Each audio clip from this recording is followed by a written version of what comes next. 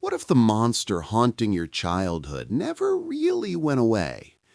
Stephen King's It begins with this terrifying premise, pulling listeners into one of the most iconic horror stories ever written, a tale of friendship, fear, and the battle against an ancient evil that feeds on children's deepest nightmares.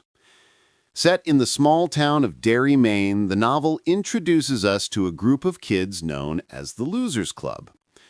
Bill, Beverly, Eddie, Richie, Ben, Mike, and Stan are ordinary children bound together by extraordinary circumstances.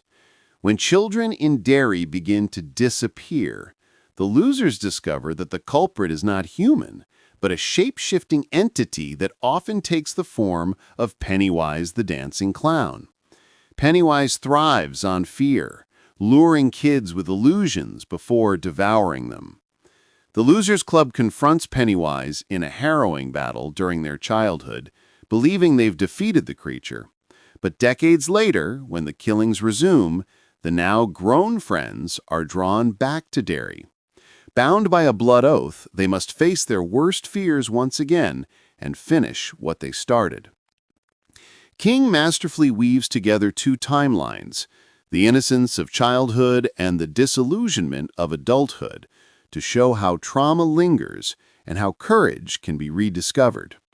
The novel is not only a horror story, but also a meditation on memory, friendship, and the resilience of the human spirit. The audiobook immerses listeners in King's chilling atmosphere, the sinister sewers, the eerie streets of Derry, and the psychological terror of confronting a monster that knows your darkest secrets. Pennywise is more than a clown. He is fear itself, a reminder that evil can take many forms and that it thrives when we let it. It is a sprawling, unforgettable epic that blends supernatural horror with emotional depth.